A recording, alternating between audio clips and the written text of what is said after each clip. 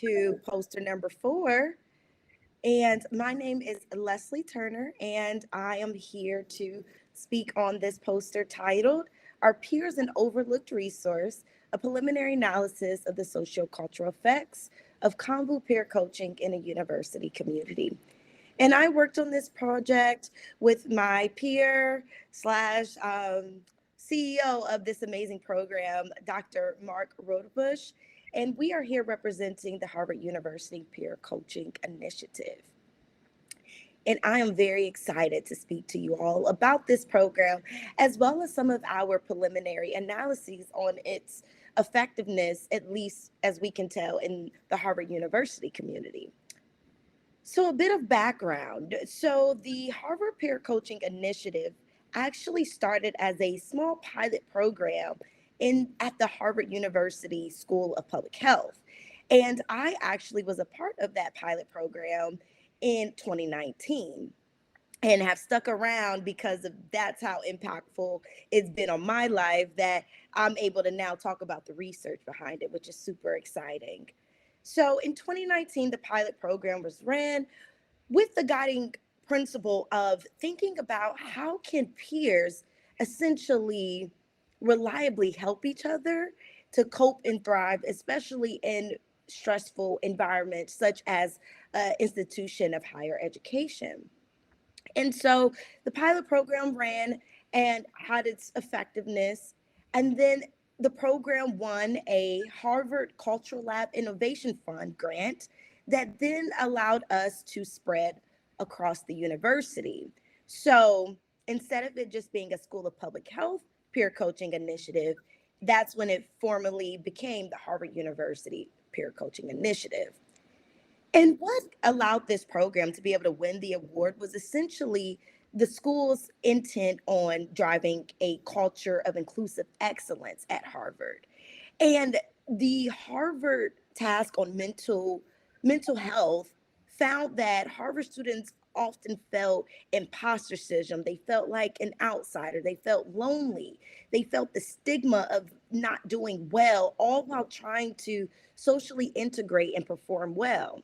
So our hypothesis was, well, what if we use the students as resources for each other, give them some prompts and the right guidance, which we call Convu methodology, so that they could work together to tap into and cultivate a natural ability to listen to each other and actually effectively help each other to cope and thrive in this type of environment.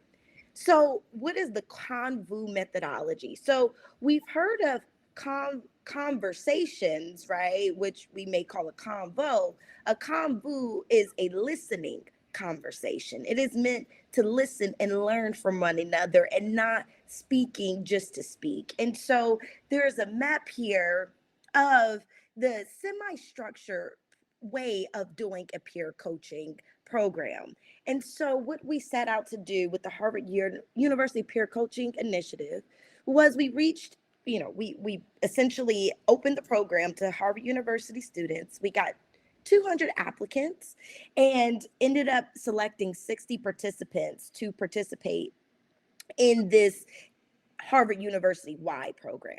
So 30 participants were selected at random, and then 30 participants were selected based off of survey results, which we were trying to find the best match for each participant based off of their desires for being more challenged versus more supported in a coaching conversation.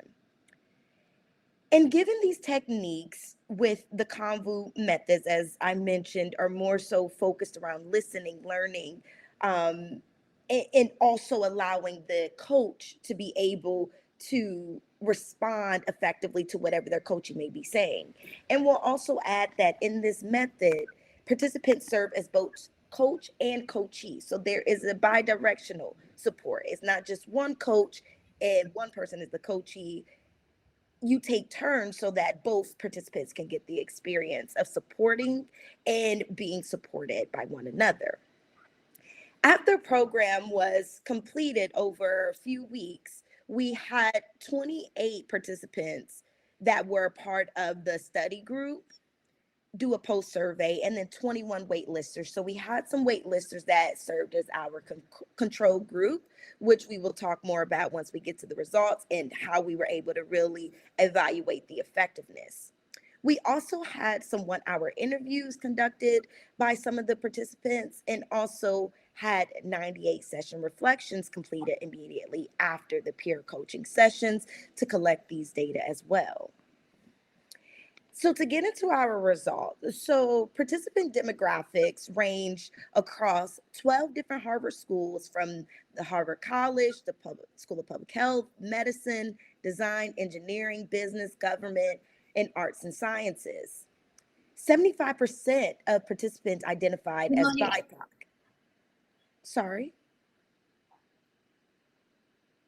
Oh, no, I think that was just in the system. Okay, am I all good? You're fine. You're fine. Oh, okay, great. Okay, great. 75% identified as BIPOC, which stands for essentially people who identify as a person of color, Black, Indigenous, people of color. 23% identified as white, and 2% preferred not to say. What's also enlightening is that 68% of the participants identified English as their second language. And then 33% identified as the first generation in their family to attend higher education. So our participant demographics show a pretty, diverse spread of backgrounds, of language experiences, as well as professional pursuits. So we were able to uncover two key findings from this research. One was that participants were able to provide effective listening to their peers.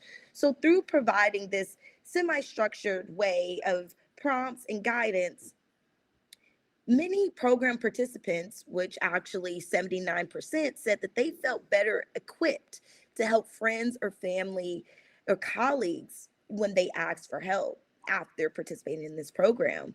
And then 83% said that they felt their coaching skills had improved.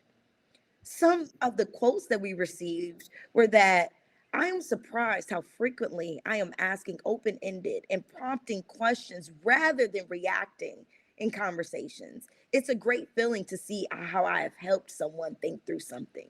That was from a master's candidate at the School of Public Health. Another insightful quote was, I learned to listen. Listening helped me to get all the information. When you interject and give advice, you don't get the whole story.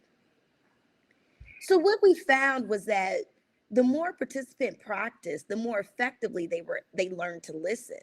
And our standard for effective listening was that the coachee, or the person that was, essentially doing the listening, felt more empowered at the end of the session, that they had clarity, that they had insight, that they had motivation, that they felt heard, that they felt that whatever problem solving may have been done in that peer coaching session was actually meant for them, and not based off of what their coach wanted them to do, or do it, or feel as a next step.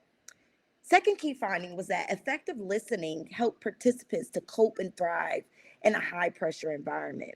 Very important result here was that we saw that imposter syndrome, or the imposter phenomenon, if you will, decreased pretty significantly from pre and post survey compared to our control group for participants. Participants spoke about feeling more included in their communities. One said it can be difficult for foreign students to feel included. Peer coaching is a good program for foreign students to feel connected. And just to wrap this all together into a discussion is, in times where there may be limited social resources, therapeutic resources, although not a replacement, peer coaching could pose as a potentially easily implementable and low cost intervention for a university community to be able to see how can peers actually be conduits of inclusivity and social skill enhancement. One key limitation is obviously our small sample size. So we hope to be able to conduct this research with more participants.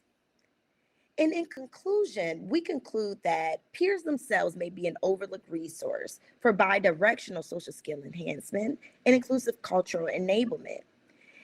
And we believe that peer coaches report that their new skills were transferable to classrooms, workplaces, and family lives.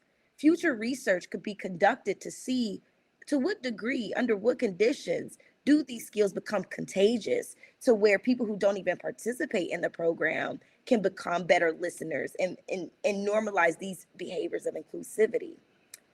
And I would just like to plug that we do have a mentorship program where we are hoping to train more people to be peer coaches in different contexts and different communities to continue exploring this as an effective intervention.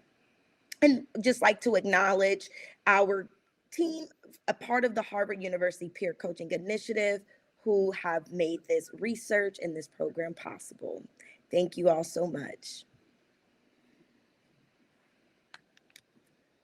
What a wonderful talk. Um, Thank you so much for sharing today. If you have a moment, Leslie, to like check and see if there were any questions in the chat. And I know you mentioned you were going to be heading over to the networking booth. So thanks so much for joining us again today. And we look forward to learning more in the future about your work. Thank you so much. So thanks. I'm going to turn us off from broadcasting.